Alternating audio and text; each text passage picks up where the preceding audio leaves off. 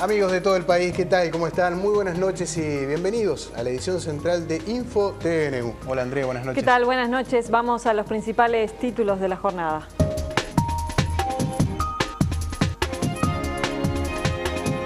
La Federación de Funcionarios de Salud Pública no aceptó la propuesta del PIT-CNT y el conflicto continúa con la ocupación de 2 centros hospitalarios. El ministro de Trabajo, Eduardo Brenta, dijo que un hospital ocupado está en huelga y violando una resolución del Poder Ejecutivo. La ANEP suspendió las vacaciones de primavera para comenzar a recuperar las horas de clases perdidas y en tanto los docentes de secundaria de Montevideo levantaron la huelga y comenzaron a dictar clases. ACE decidió suspender la maternidad en el hospital de Paso de los Toros al menos por 3 meses, lo que obligará a los pacientes a asistir al hospital de Durazno distante 40 kilómetros. Meteorología mantiene la advertencia naranja vigente desde las 2 de la mañana de este jueves hasta las 12 horas. Es para Artigas, Salto, Paysandú, Tacuarembó, Rivera, Cerro Largo y 33. El vicepresidente Danilo Astori dijo que el camino de la devolución de los excedentes del FONASA tiene que ser respetado. El partido entre Defensor y Peñarol se jugará el domingo a las 19 horas en el Francini. En Siria denuncian más de 1.300 muertos en ataque con armas químicas. El hecho fue en un área rebelde cerca de Damasco. En la mirada política, el historiador Gerardo Caetano analiza la conflictividad en la educación y en salud pública.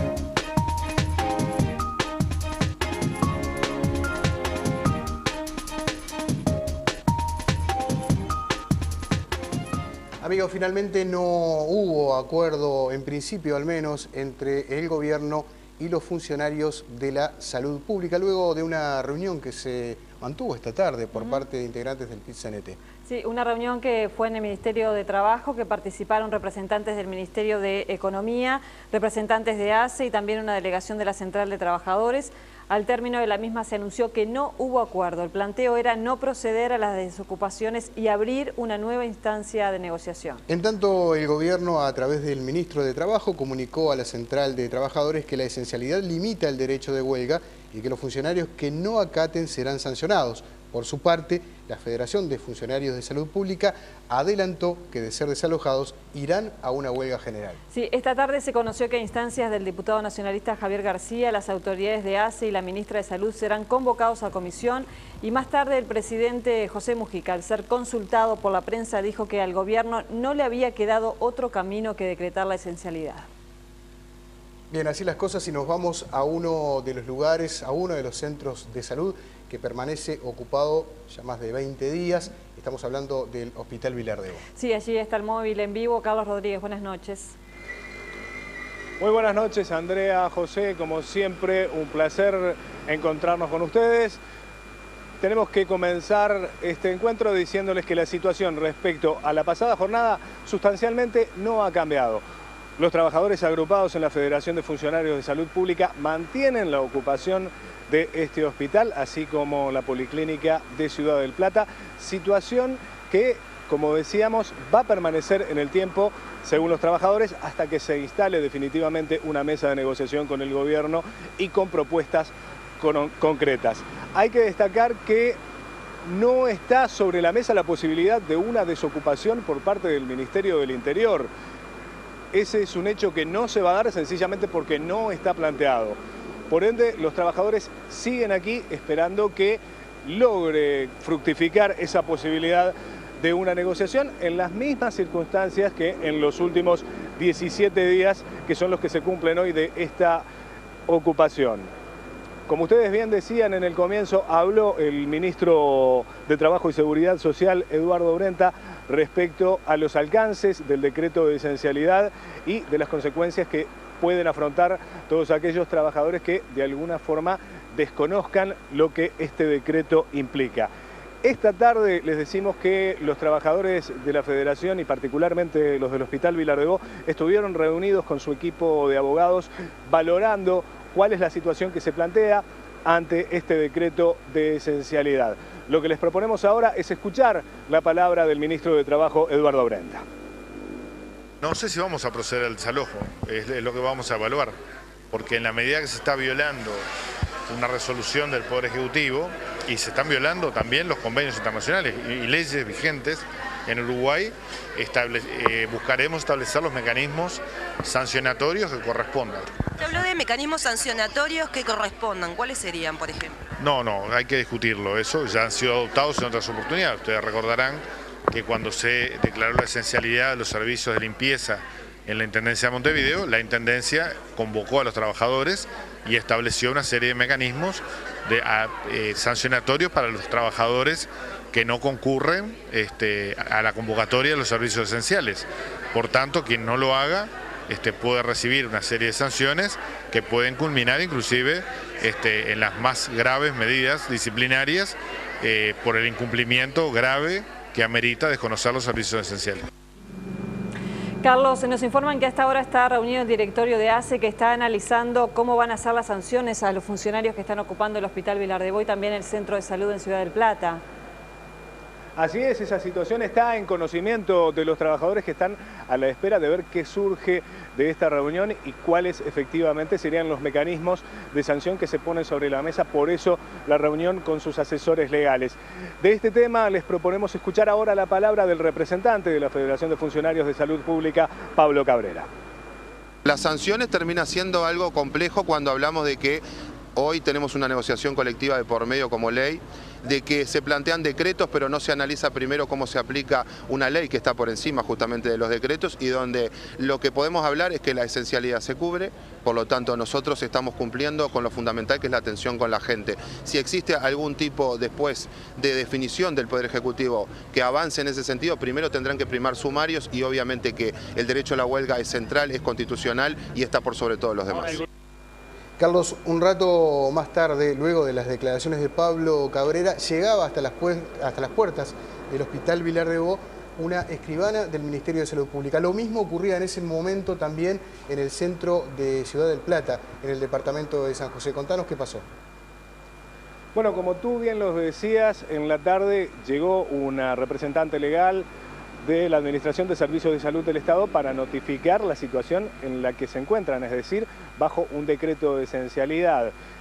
Tras ella también habían llegado las autoridades del Hospital Vilar de Bo, con su directora al frente, Graciela Alfonso, porque la intención del gobierno era que las autoridades retomaran el control del nosocomio. Los trabajadores dejaron en claro que están ocupando, que la medida se va a mantener, por lo cual se podían dar por notificados, pero la medida se mantenía en el tiempo y por ende los responsables de este nosocomio, como hasta aquí llegaron, debieron irse minutos más tarde.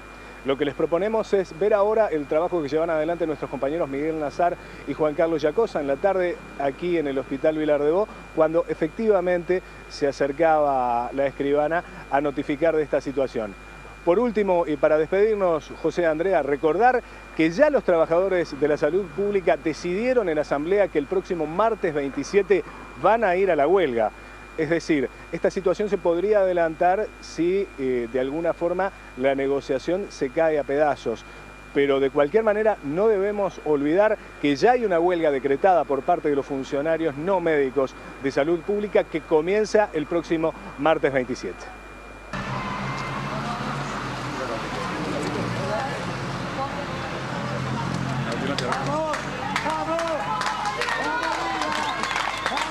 Posibles lo que estamos tratando. Como tú sabes, fueron declarados los servicios esenciales y lo que se te está solicitando a los ocupantes es que desocupen el hospital en virtud de ese decreto del día de ayer. Sí, digo, nosotros vamos a mantenernos ocupando y no vamos a permitir el acceso de las autoridades de la institución. Está, perfecto. ¿Tú quieres? Como decíamos, un hecho similar, Andrea, ocurrió en el departamento de San José, en el Hospital de Ciudad del Plata. Pero también acerca del tema habló hoy el presidente de la República. Sí, se lo adelantábamos en referencia a esta situación. Dijo que a veces no queda otra que decretar la esencialidad. Yo no le tengo que decir nada. Los trabajadores son mayores de edad y saben lo que tienen que hacer y son responsables y son gente muy útil y son imprescindibles para la vida del país. Yo apuesto a la racionalidad. A veces no hay otra medida para asegurarnos de que tener la certidumbre que el servicio se cumple. Hablemos ahora de otro tema vinculado también a la salud. El directorio de ACE resolvió esta mañana suspender el funcionamiento de la maternidad de Paso de los Toros durante al menos 3 meses. La medida se toma luego de que renunciaran los 2 ginecólogos que trabajaban en el hospital debido a la denuncia de un tercer caso de presunta mala praxis. Esta vez se trató de una embarazada de 42 semanas de gestación que consultó por dolores abdominales y vómitos. Se le diagnosticó un ataque al hígado y se la envió a su casa. Varias horas después se constató sufrimiento fetal. El bebé se encuentra internado grave en la ciudad de Salto. Ahora la atención de las parturientas será en la ciudad de Durazno, para lo que ACE agregará otra ambulancia a la ya existente. En la maternidad de Paso de los Toros hay unos 15 nacimientos al mes. Les contamos ahora qué está ocurriendo en la educación, porque el CODICEN resolvió que habrá clases en primaria, secundaria y UTU durante las vacaciones de septiembre. El gremio de docentes resolverá si acata la orden en la asamblea del 7 de septiembre. En lo salarial el tema se mantiene en la rendición de cuentas y a estudio del Parlamento. Este martes el CODICEN resolvió utilizar los días de vacaciones en septiembre para recuperar lo que llaman el tiempo pedagógico. Estamos todos los uruguayos de acuerdo que los jóvenes, que los niños precisan más días de clase. Nosotros instrumentamos que en la semana de septiembre haya clase. Para los gremios docentes es una resolución unilateral. Rechazar la propuesta que viene del CODICEN de la ANEP, que nos parece improcedente, pues además nos parece falsa en el marco de un periodo de exámenes que es extraordinario, pero que el Consejo lo ha terminado perpetuando por sus propias falencias y ha terminado estableciendo una suerte de recuperación de tiempo pedagógico que está muy poco clara y nos parece muy poco serio el planteo.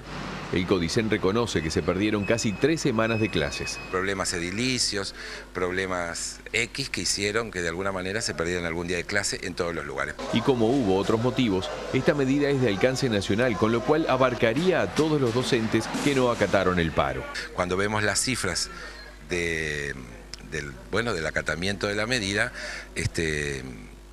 los que principalmente no iban eran los jóvenes, además de los profesores, porque en realidad el profesor está en conflicto y decide adherirse a esta medida y los jóvenes deberían estar. La resolución mantiene como asuetos el viernes 20 por ser el Día del Educador Público y el sábado. Este jueves habrá una nueva reunión bipartita.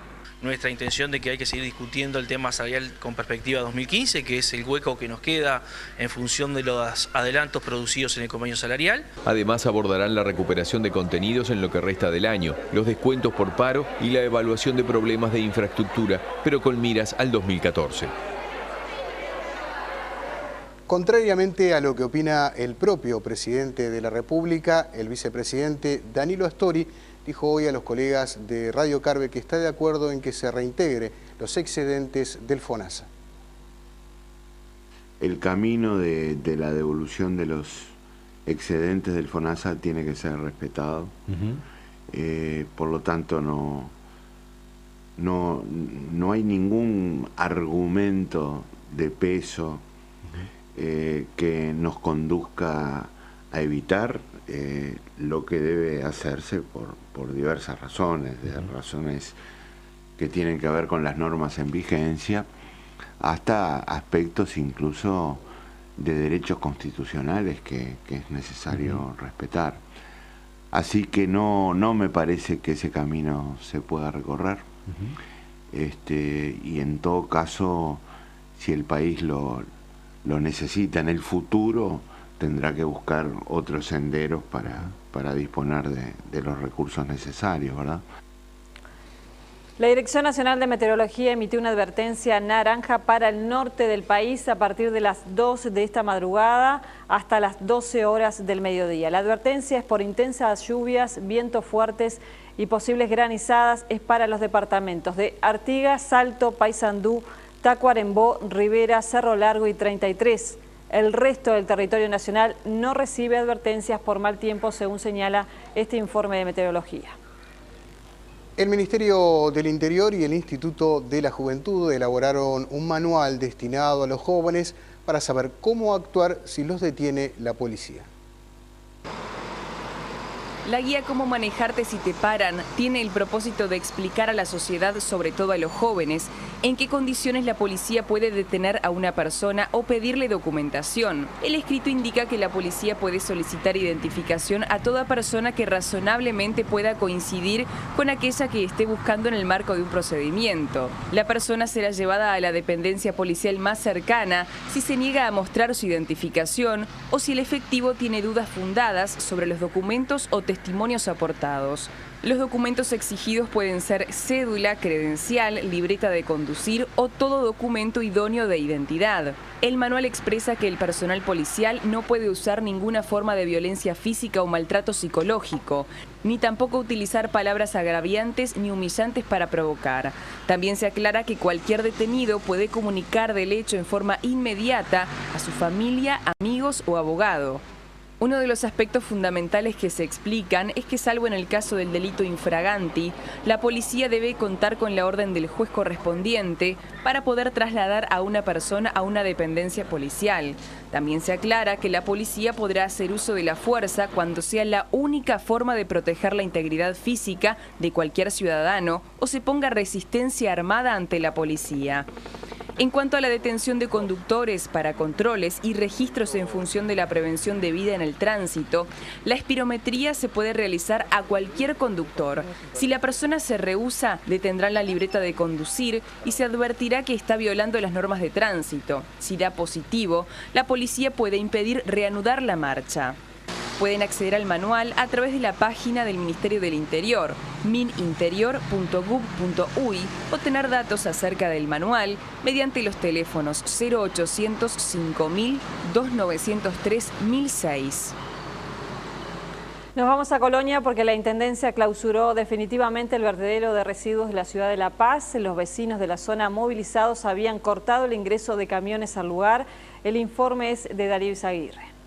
El incendio que se desató este fin de semana en el vertedero de La Paz fue para los vecinos de la colonia piamontesa la gota que derramó el vaso ante la falta de solución en muchos años de reclamos. Según los técnicos, este vertedero era para 6 años, pero ya lleva en funcionamiento 19. Está a 600 metros nada más del inicio de la planta urbana, perjudica totalmente lo que es la calidad de vida de los habitantes. Cantidad de gente ha sido afectada por problemas de asma, de alergia. Yo soy asmática y ese día me tuve que ir a la casa de una hija, o sea, me autoevacué porque no podía, tenía miedo de que me diera una crisis asmática. En horas de la tarde de este martes, el intendente Walter Zimmer llegó a la ciudad de La Paz y anunció el cierre definitivo del lugar. El vertedero de La Paz está definitivamente clausurado. Asumo las responsabilidades todas, las que me correspondan, no las que no me correspondan.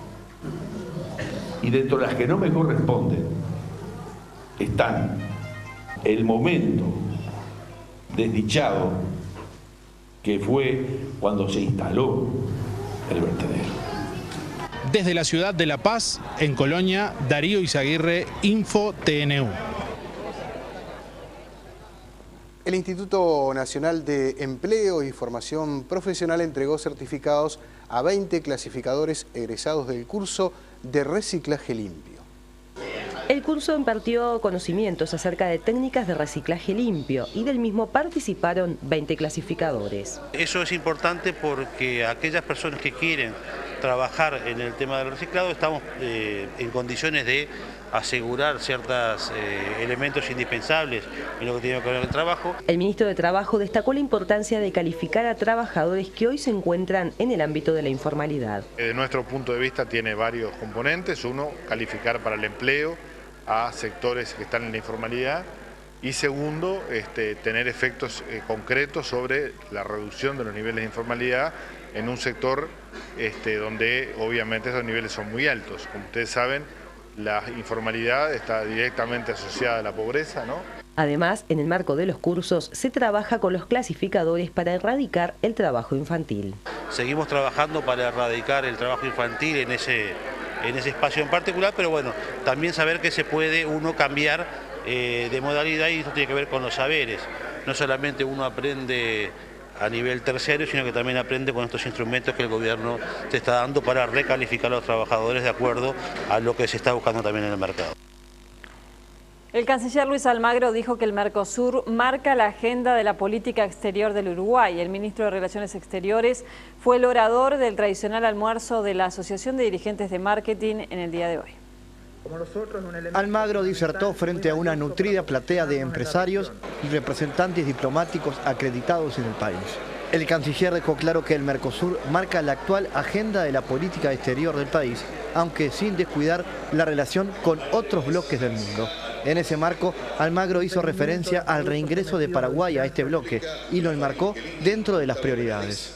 Tenemos a Paraguay en el bloque, es prioritario, es fundamental. Ha sido un socio natural del Uruguay desde el comienzo del Mercosur y es un socio fundamental para impulsar la agenda exterior del Mercosur. También habló de las relaciones bilaterales con los socios más grandes, como Brasil y Argentina. Tenemos que profundizar también los relacionamientos bilaterales intra-Mercosur, entre Uruguay y Brasil a través del Grupo de Alto Nivel GAN para la libre circulación de bienes y servicios, de personas, de complementación productiva. Las búsquedas bilaterales al respecto han sido de una importancia esencial en este tiempo y han cambiado completamente la lógica de resolver los problemas comerciales que se pueden plantear entre socios que están dentro de un proceso de integración. El canciller Almagro fue enfático en señalar que la estrategia del Uruguay es apostar a todos los mecanismos de integración y que se está más cerca de los países del ALBA que de la Alianza del Pacífico. Abrir perspectivas para la integración, de abrir perspectivas de mejores vínculos con los demás países.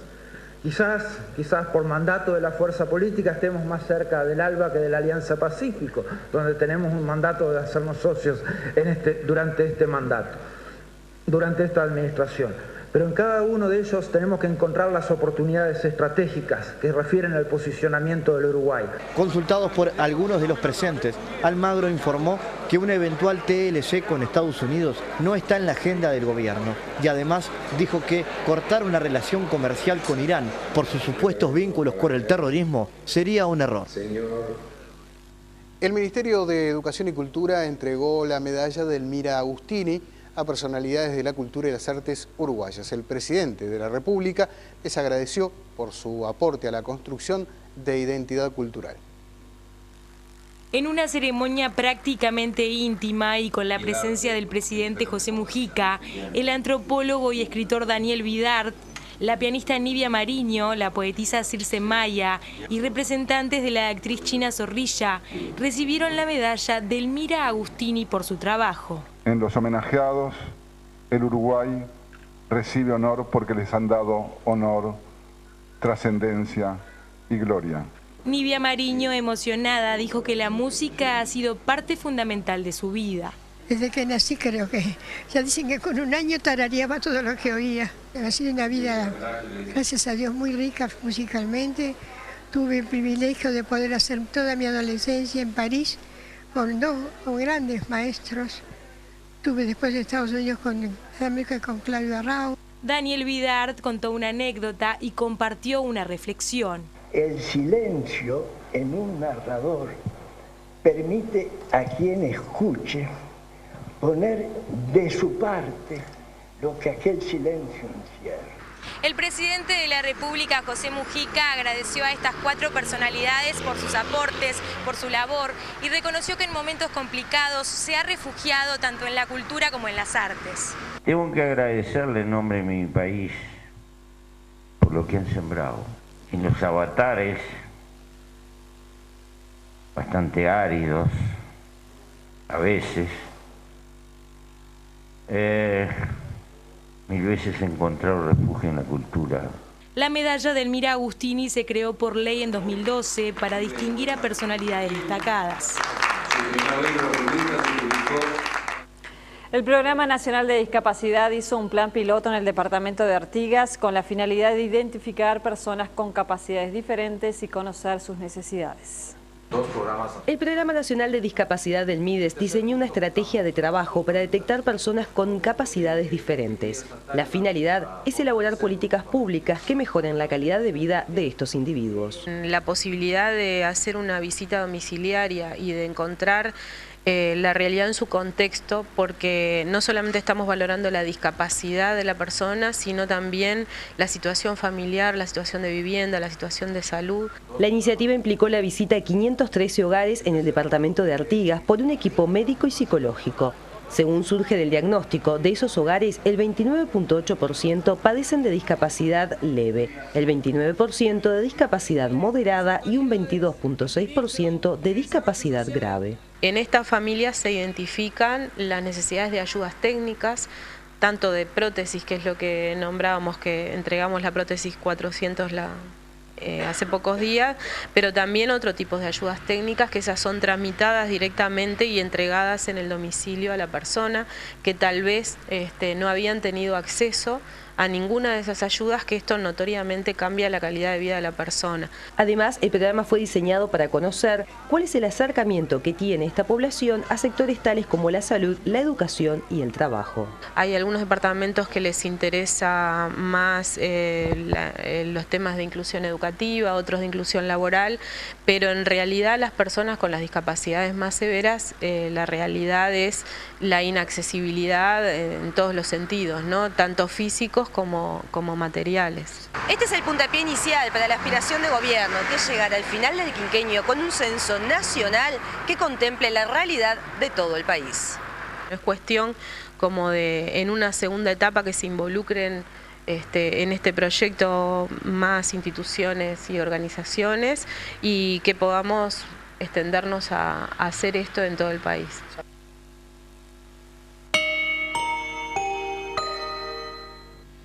El presidente del Banco Central del Uruguay admitió que algunos bancos de plaza tienen falta de liquidez y esto está encareciendo el crédito. Sin embargo, señaló que las instituciones tienen las herramientas necesarias como para planificar sus transacciones y evitar la falta de pesos.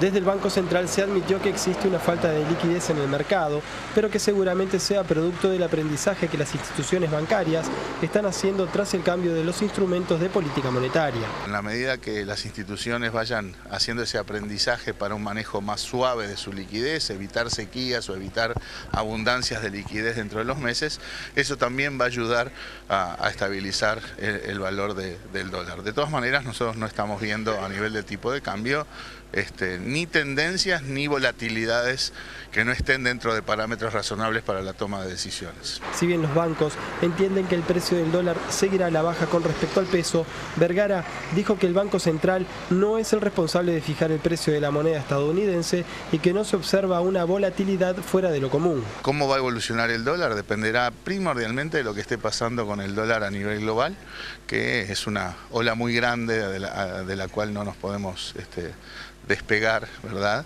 Pero esto le va a pasar a Uruguay, a Brasil, a Perú, a Colombia, a Chile.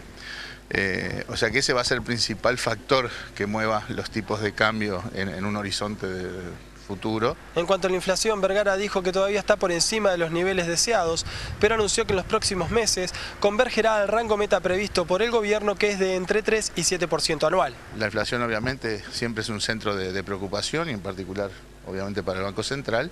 Estamos en niveles más altos de los que las autoridades y la sociedad desean. Creo que hemos dado señales claras de nuestro compromiso con una política monetaria contractiva en el último Comité de Política Monetaria, pero los resultados van a ir viniendo con el tiempo. Nosotros estamos convencidos de que en un horizonte razonable la tasa de inflación va a ir convergiendo hacia el rango objetivo, y estamos trabajando en esa dirección y somos optimistas de que eso va a ser así. Vergara también señaló que la decisión del Royal Bank of Canada de retirar su oficina de Zona América por el allanamiento que sufrió semanas atrás a pedido de la justicia argentina no afectó el nivel de depósitos de no residentes en nuestro país. La economía de Brasil habría crecido un 2,5% en el primer semestre del año, comparado a igual periodo, según estimaron analistas privados brasileños. Brasil es el principal destino de las exportaciones uruguayas y el año pasado representó el 20% del total exportado por nuestro país. La información económica es aportada por el Instituto Uruguay 21. Vemos ahora la cotización de la moneda. La cotización de la moneda es una presentación del Banco República, el banco del año. Volvió a subir el precio del dólar, que en la compra cerró a 21.75 y en la venta 22.45. También subió el dólar interbancario billete a 22.048. El resto de las divisas todas subieron. El peso argentino 2.05305, el real 8.25.975 y el euro billete 28.90.3020, compra y venta respectivamente. La unidad indexada al alza 2.6413.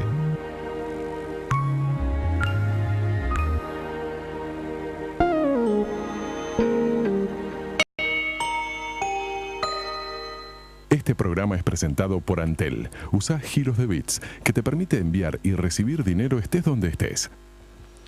En Japón y las naciones vecinas crece el temor por la fuga de agua contaminada de la central nuclear de Fukushima, parcialmente destruida, recuerdan ustedes, hace 2 años. China pidió explicaciones y la compañía que gestiona la planta admitió la importancia de la filtración hacia el Océano Pacífico.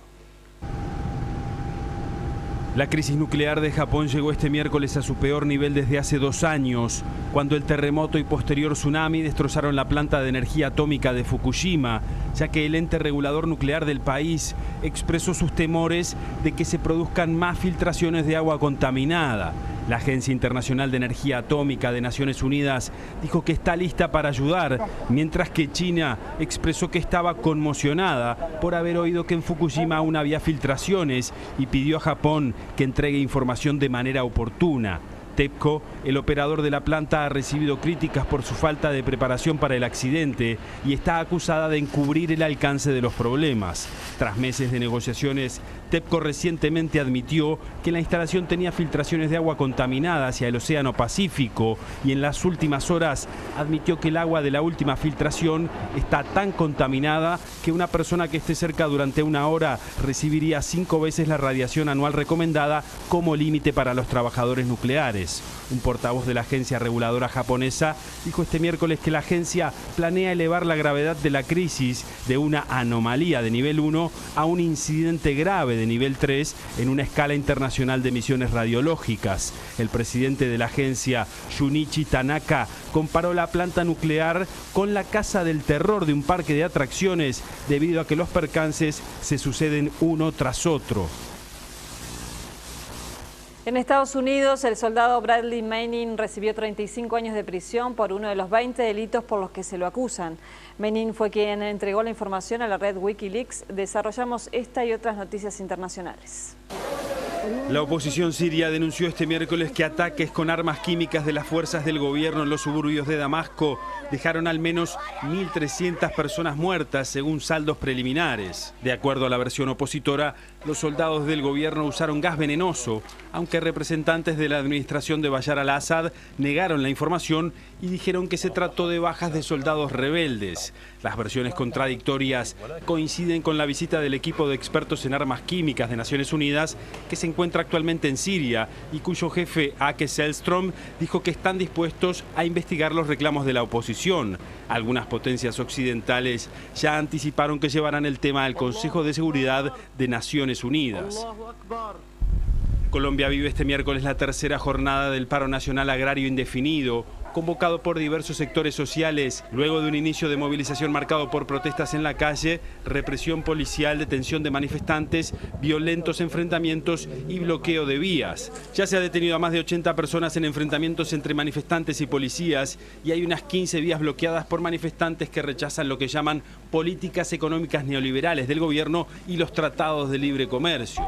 Desde la policía se informó que los detenidos fueron presentados ante la Fiscalía imputados de haber incurrido en daño a propiedades ajenas y violencia contra la policía. Una corte en Egipto ordenó la liberación bajo fianza del expresidente Hosni Mubarak, según informaron autoridades del sistema de prisiones del país a la televisión local.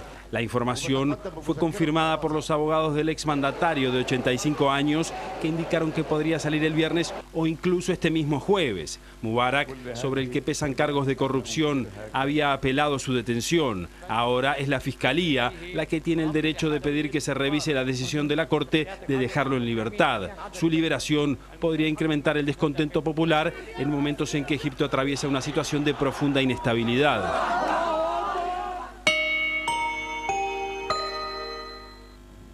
Buenas noches para todos. River, el único equipo uruguayo en la Copa Sudamericana, jugó en Colombia y perdió 1-0 frente a Itagüí. Vamos a ver imágenes del partido. Por ahí decían que no era un mal resultado el de 1-0. Pero igual no está bueno perder, ¿no? Igual. El arranque del partido con Frascarelli y River en el arco, Torrecilla, Cristian González, Córdoba, Lucas Solaza, Gabriel Márquez, Hamilton Pereira, que hizo un golazo frente a Peñarol, Montelongo, Cristian Techera, Michael Santos como titular y el flaco Sebastián Taborda en ofensiva, el equipo de Almada que tuvo chances. Ustedes las pueden ver, estas del primer tiempo, ahí en donde atacó con más claridad, después a velocidad y por afuera. Itagüí empezó a encontrar espacios con algunos jugadores importantes, ¿no? Como Mosquera, Restrepo por la mitad de la cancha, con el control de pelota, con el manejo, con Mena, la velocidad de Jason Mena que... Y además los colombianos tienen eso también de tener buen remate de afuera, buen dominio de pelota, buen control de pelota.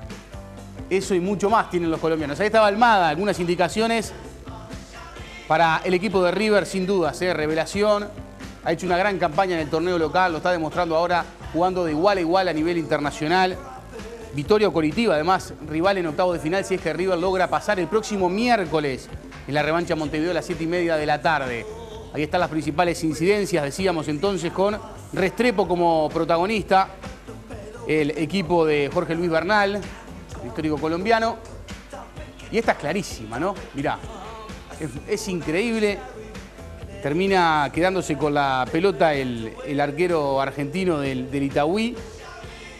Era una chance muy clara, muy clara para River en el final del primer tiempo. Enrique Quiñones, otro jugador del Patriotas Boyacá, equipo que ahora dirige Julio Avelino Comesaña, un uruguayo. Y ahí está el gol de Víctor Cortés, el único tanto del partido para la victoria de Itagüí entonces. Y la ventaja en esta segunda fase de la Copa Sudamericana. Saca ventaja. Se queda con ese 1-0. Para muchos en esto de la ida y vuelta no es gran diferencia.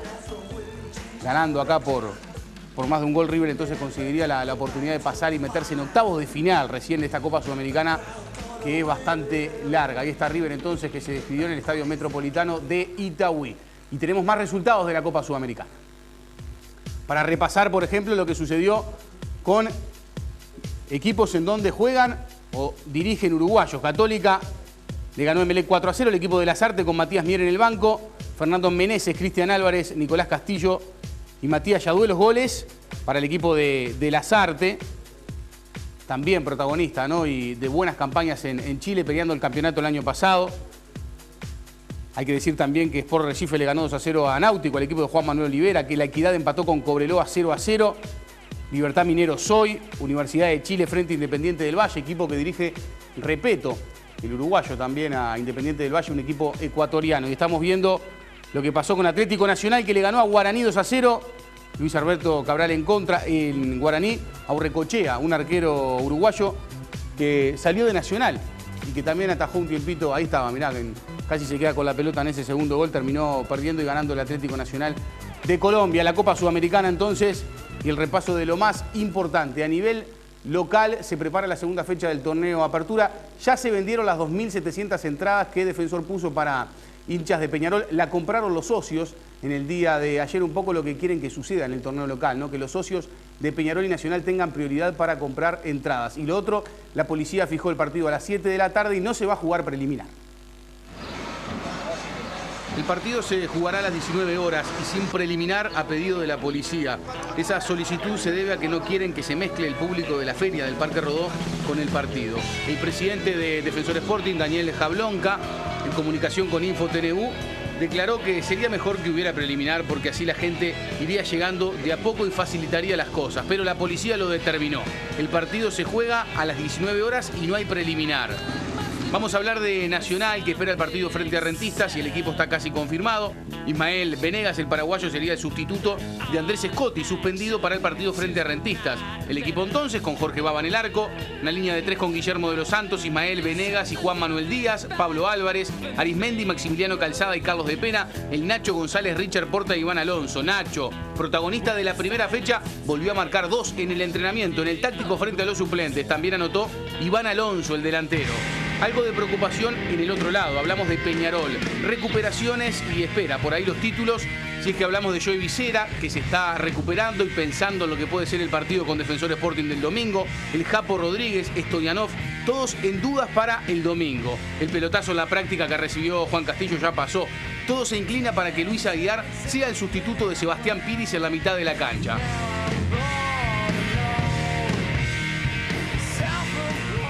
Bueno, y para aquellos que no querían mirar el partido de River y Tahuí, en otro canal estaban dando Barcelona Atlético de Madrid. Ya algunos diarios españoles hablan de Neymar como el sustituto de Messi, como si con un gol de cabeza ya hubiera igualado todo lo que hizo el argentino en España. Porque terminó definiendo el partido y lo van a ver ustedes. A continuación, dos entrenadores argentinos, Barcelona Atlético de Madrid, Martino y Simeone, Godín, el único uruguayo titular en cancha de Atlético de Madrid, el Cebolla iba a jugar 10 minutos. Y acá está el gol de David Villa. Sí, es raro, ¿no? Verlo del otro lado, acostumbrado a verlo anotar con la camiseta del Barcelona. Y en este caso fue uno de los pases también y transferencias más importantes del verano europeo. Ahí está la gran jugada colectiva del Atlético de Madrid de Simeone. Pelota en el piso, cabecita levantada y la gran definición de David Villa para el gol. Simeone dejó a José María Jiménez afuera de la convocatoria para este partido. Pero él dijo, ¿no? Acá en conferencia cuando vino a Montevideo, que lo va a tener en cuenta para el campeonato, que es una gran promesa el uruguayo, en diferencia con el L. Cabrera, por ejemplo, que lo dio a préstamo el equipo de Atlético de Madrid, otro de los uruguayos que también la ficha le pertenece al equipo de Madrid. Alguna incidencia más clara, las indicaciones de los argentinos, Neymar y Fábregas en el banco de suplentes, ¿no? En el primer tiempo, a la cancha a ver si pasaba algo, algún cambio. Y lo particular también es que otra vez sacó a Messi, ahí por Fábregas en el entretiempo. En los dos partidos que dirigió Martino terminó sacando a Messi de la cancha. Es algo que antes no pasaba. Nadie se animaba a tocarlo a Messi. Sin embargo, Martino dice, mira, ¿no anduviste? Para afuera. Ahí está el gol de Neymar, de cabeza. La definición para el empate entró a los 59, hizo el gol a los 66. Próximo miércoles es la revancha, es la definición de la Supercopa de España, el campeón de la Liga contra el campeón de la Copa del Rey. La Copa del Rey, uno de los torneos más viejos que tiene el fútbol español. Copa de la Majestad, se ha llamado de muchas maneras. Y esta Supercopa de España, Atlético de Madrid la ganó solamente en el 85 una vez. Barcelona de las últimas 5 ganó 3. Eso habla un poco de los momentos. Mirá Messi como lo seguía todos del banco de suplentes. Y ahora las cámaras, aparte es increíble. Siempre que uno veía un partido Barcelona, las cámaras al final iban para Messi. Hoy no. Hoy las cámaras fueron para Neymar. Cuando terminó el partido entonces en este 1-1 que se define la semana que viene. Ayer les contamos, hicimos un informe sobre las entradas a la venta del Mundial del año que viene. Bueno, en 7 horas, más de 1 millón de personas pidieron su entrada.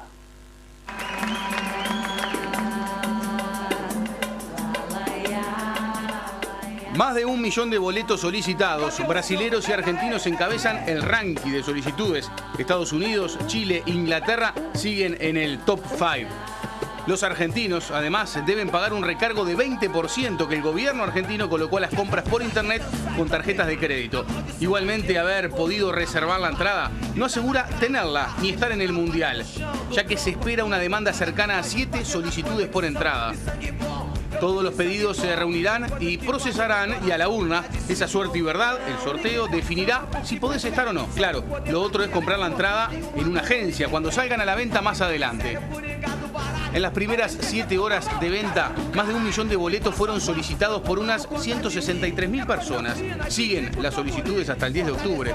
En total se venderán 3.720.000 entradas para el Mundial 2014.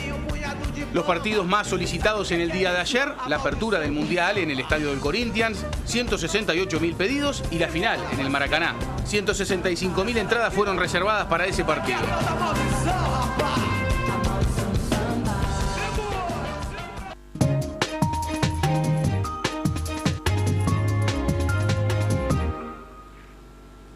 Y le damos las buenas noches al historiador Gerardo Caetano. Comenzamos con, se puede decir, lo último, que es el relacionamiento, la falta de avances entre el gobierno y la gremial de salud pública. Se mantienen las ocupaciones, también se mantiene la esencialidad. Bienvenido, Gerardo. Momento difícil para el sindicato, pero es un momento difícil para el gobierno en esta decisión donde en el Vilar de Bo, un lugar tan sensible, ya hace 15 días el sindicato está ocupando. Es un momento de definiciones, es un momento muy desafiante para el sindicato, para el gobierno, para el movimiento sindical. ¿Por qué digo esto? No cabe duda que ocupar el Villar-de-Bo no es ocupar cualquier nosocomio. Ocupar el hospital de Ciudad del Plata no es ocupar cualquier hospital. No cabe duda de que acá hay una estrategia de radicalización. Me animo a decir que esta estrategia de radicalización genera profundas divergencias dentro del movimiento sindical. Divergencias que no se comunican públicamente por razones bastante obvias. Lo que ocurre es si esta estrategia de radicalización da rédito o no da rédito. Y aquí hay un enfrentamiento muy duro, se están midiendo el aceite, como se dice, la Federación de la Salud Pública y el gobierno. El gobierno demoró en declarar la esencialidad, era muy delicado declarar la esencialidad en la ocupación de un nosocomio como el Villar-de-Bo, pero una vez que la declaró, bueno, el gobierno no puede mostrar debilidad, porque si muestra debilidad, ¿cuál es la señal que está dando? Que radicalizar los conflictos da rédito. Los dirigentes sindicales, antes que nada, son responsables ante la asamblea del sindicato. Pueden tener una opinión pública muy adversa, como yo creo que tiene, por ejemplo, el Sindicato de la Salud Pública, pero si ganan poder frente a su asamblea, van a ser afirmados por la asamblea de su sindicato. El tema es si estas estrategias de radicalización que hemos visto en salud pública, que hemos visto en la educación, da réditos o no da réditos. Por eso es un desafío muy grande para esta dirigencia sindical, es un desafío muy grande para el movimiento sindical que tiene que tratar de impulsar una negociación. El movimiento sindical uruguayo es un movimiento negociador, es un movimiento de una cultura de la negociación. Pero también es un desafío muy grande para el gobierno, porque si el gobierno da una señal de debilidad, y dar una señal de debilidad no es negociar, para nada. El gobierno tiene que buscar una salida desde la negociación, pero una vez que ha declarado la esencialidad, si cede, si no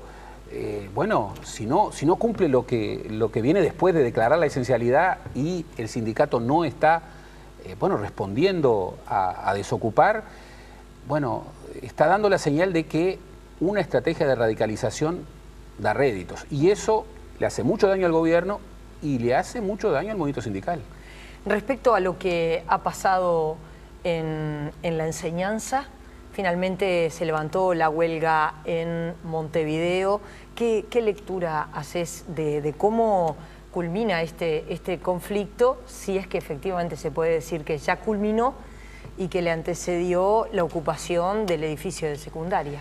Bueno, otro ejemplo de una estrategia de radicalización. En este caso, en medio de una negociación con las autoridades y en medio de una rendición de cuentas con restricciones muy marcadas y donde más o menos uno sabe qué es lo que puede ocurrir en la discusión que falta en el Poder Legislativo, en medio de la negociación se ocupa el Consejo de Secundaria.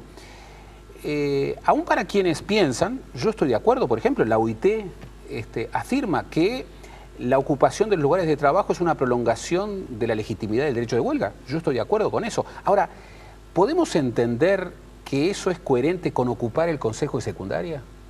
¿Podemos entender que eso es coherente con ocupar un centro de atención tan sensible como el Villar-de-Bo? ¿Podemos decir que a través de esa actitud hay una actitud de negociación? Yo creo que no. Yo creo que aquí hay una estrategia de radicalización muy propia de ciertos sectores ultristas, cuya manera de pensar los conflictos ya los conocemos. Creen que la palabra negociación es una mala palabra, banalizan los procedimientos, tienden a pensar de que los trabajadores ganan radicalizando los conflictos, tensando la relación con el gobierno, y son particularmente radicales con los gobiernos de izquierda. En ese sentido, creo que estas instancias de radicalización de dos conflictos, no casualmente ubicados entre funcionarios públicos,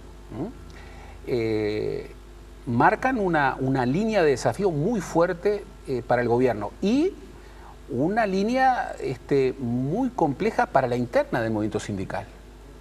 Yo creo que hay muchos dirigentes sindicales que no comparten lo que están haciendo las dirigencias de estos dos gremios, que incluso, no pueden decirlo públicamente, pero que han estado trabajando para consolidar otro tipo de caminos, mucho más negociadores. Lo que ocurre es que sus posibilidades de acción se limitan cuando estas estrategias de radicalización llevadas adelante por sectores ultristas, muchos de ellos vinculados con dirigentes de izquierda no frente a la política, obtienen réditos de un gobierno que a la hora de la verdad cede. Por eso digo, es un momento muy desafiante, se está jugando muchísimo, hay un desafío muy grande hacia cómo el gobierno va a gestionar este decreto de esencialidad que ya ha tomado y que, bueno, tiene que tener un desenvolvimiento. El sindicato no está respondiendo a las consecuencias del decreto de esencialidad. Bueno, y el gobierno en las próximas horas lo tendrá que hacer cumplir de alguna manera. Entre otras cosas, por la sensibilidad enorme de lo que es la ocupación de un nosocomio y de un nosocomio como el Vilar de Bo. ¿Quiénes son los débiles en este contexto? ¿Por qué se ocupa el Vilar de Bo? ¿Qué señal se está dando desde la Federación de la Salud? Gerardo, gracias. La seguimos el próximo miércoles. Nosotros los invitamos a más InfoTNU.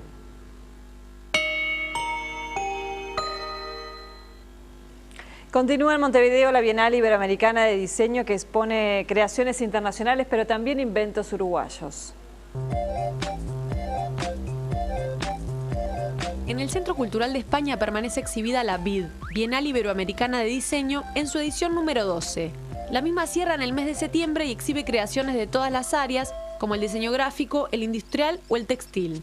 Es una buena oportunidad para conocer nuevas tipografías, muebles innovadores de creación nacional, prendas de diseñadores extranjeros y hasta ver en vivo la Loop Guitar, un invento del uruguayo Rafael Atijas que facilita el aprendizaje de música en los niños y que ya está siendo vendida en el mundo con gran éxito. Según cuentan sus organizadores, en esta edición los criterios de selección del Comité de Admisión y del Jurado Internacional han tenido en cuenta conceptos como sustentabilidad, innovación, cualidad emocional, impacto medioambiental y sensibilidad social. Esta bienal entra en el marco de lo que el Centro Cultural de España denominó el Mes del Diseño. Se puede visitar de lunes a viernes de 11 a 19 horas y los sábados de 11 a 17. Como todas sus actividades, es de entrada libre y gratuita. Vemos ahora el pronóstico del tiempo de nubes y negros. Mañana tendremos una jornada fresca, nubosidad variable. En las primeras horas abundantes nubes mantendrán las fronteras norte y nordeste con nubes aisladas. La noche se presentará fría, con vientos moderados del sector sur, generando muy bajas sensaciones térmicas en toda la zona costera. El viernes tendremos una madrugada muy fría, con heladas y posterior formación de nieblas y neblinas aisladas. La tarde continuará fría, fresca, con cielo parcialmente nublado. En la noche habrá marcado descenso de temperatura, donde los vientos moderados del sector sur seguirán manteniendo muy bajas sensaciones térmicas en la área costera. En capital y zona metropolitana se espera una jornada fría fresca con cielo parcialmente nublado, previéndose marcado descenso de temperatura en la noche. En los próximos días seguirá muy frío en la madrugada, fría estará la tarde, con bajas sensaciones térmicas y nubosidad variable, inestabilizándose en la noche del sábado con probables lluvias y lloviznas aisladas. Bueno, nos estábamos acostumbrando al calorcito. Sí, se va. Se va. Les comentamos que este próximo sábado habrá un paro de 24 horas de los trabajadores de los supermercados afiliados a FUESIS. Están reclamando mejoras salariales, mejoras laborales a través precisamente de la negociación colectiva. Sí, además están pidiendo a sus afiliados que no concurran a trabajar el domingo, que es feriado no laborable, y que también apoyen esta medida. Bien, nos vamos, ya viene Gran Reserva. De nuestra parte será hasta mañana. Hasta mañana. Que pasen bien.